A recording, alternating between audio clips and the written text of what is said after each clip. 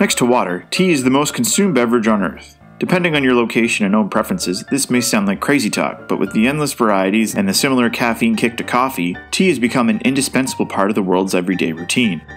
The British are commonly seen as some of the world's best tea drinkers, but this is because the beverage is part of their national identity.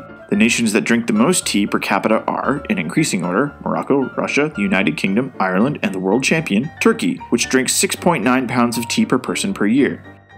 But what makes tea tea? This does. Camellia sinensis. The leaves of this little plant are picked, dried, and steeped in hot water to make a cup of tea. It's also the base of a seemingly endless number of varieties, including black, green, yellow, white, oolong, and pu'er, with the only difference between them being how the leaves are processed. You may have noticed no mention of herbal teas. This is because herbal teas aren't necessarily considered real teas, as they don't contain the leaves of the Camellia sinensis plant. Rather, they contain anything from plants to fruits and are more commonly known as tisanes. Originating near the Burmese-Chinese border, tea has been cultivated and drank since 2700 BC. A popular origin story tells of the Chinese Emperor Shenyang requesting a cup of boiled water while visiting a distant region of China. When his cup of boiled water arrived, a dead tea leaf having fallen into the cup and gone unnoticed, steeped and was promptly drunk to the emperor's enjoyment.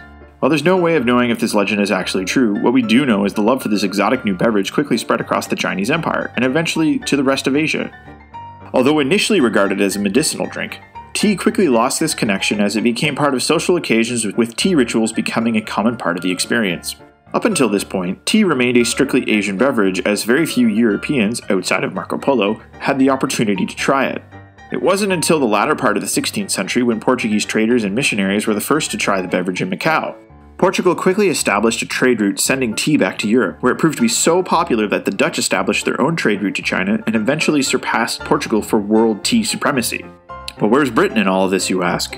While the British are currently among some of the world's best tea drinkers today, this always wasn't the case. While everyone in continental Europe was enjoying a hot cuppa in the early 17th century, tea had never caught on in Britain. Even though it had been sold since 1657 in a London coffee shop, it wasn't until 1662, when King Charles II brought his new wife, Catherine of Braganza, to royal court, did tea see any sort of popularity. Coming from tea-loving Portugal, Catherine brought her tea-drinking habit with her, holding tea parties and making the drink fashionable among the upper classes.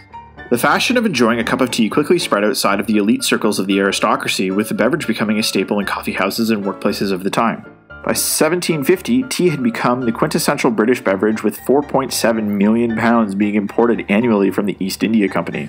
So how did tea manage to take over the world? Simple communication, and a nice caffeine high to boot.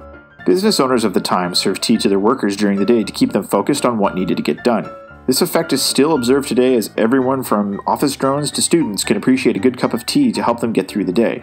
In addition to providing a nice little caffeine boost, tea is a great social beverage. It's easy to make and enjoy in groups, which lends itself nicely to idle chit-chat or office gossip. From tea parties to tea rituals, tea has provided a reason for people the world over to chat and get things done for thousands of years. No matter how you drink your tea, grab a cup and enjoy.